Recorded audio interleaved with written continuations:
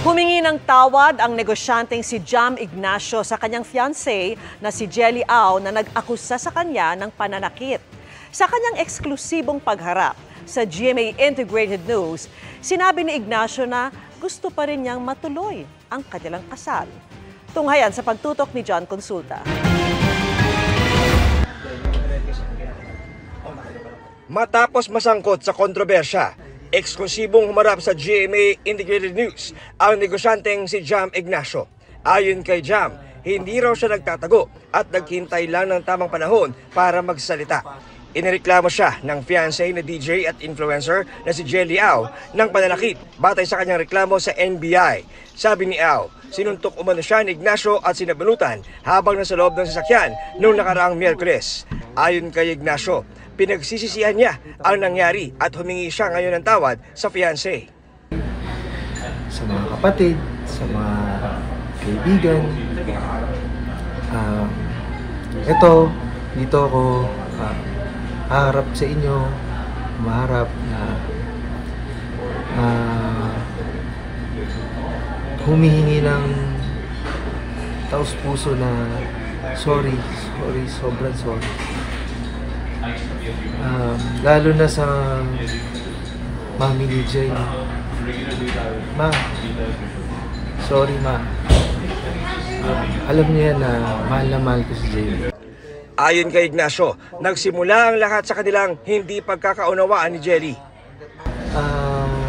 Sa simpleng hindi pagkakaunawaan, and siguro may halo na rin sigurong pagod sa maghapon na lakad namin. Kumbaga, tao lang din siguro ako, sir. Baka napuno lang din siguro ako. Na hindi ko sinasabi na tama, pero hindi ko para i-tolerate na gawin ulit. Humihingi ako ng tawad. Pasensya na talaga. Sorry sa lahat. Ayon kay Ignacio, gusto rin niyang humingi ng tawad sa mga mahal sa buhay ni Jelly at kanilang mga kaibigan na nasaktan sa nangyari. Han, alam mo yan kung gaano kita kamahal. Alam mo yan kung gaano kita protektahan, bantayan. Sa lahat ng ginagawa mo, lagi ako nakasuporta sa'yo. Sa lahat ng gusto mong gawin sa buhay, nakasuporta ako palagi sa'yo. Sorry sa mga nangyari. Pinapangako ko sa'yo na hindi na maulit to. And then sana, bigyan mo ng pagkakataon na ayusin natin tong pareho ng pribado na sa ating dalawa. Alam ko naman na alam mo din na mahal natin ang isa't isa. Madami tayong gustong gawin, pangarap na sana maayos natin at matupad natin. Yun lang naman sana.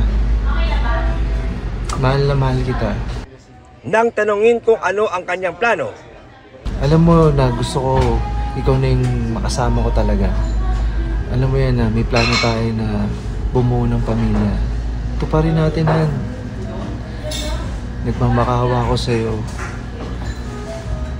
Sana ayusin natin to. Sorry sa lahat. Sorry. Sobrang sorry. Hindi na mauulit. Pangako ko yan sa'yo. sinisika pa namin makuna ng panig si Jelly Au. Para sa GMA Integrated News, John Consulta, nakatutok 24 oras.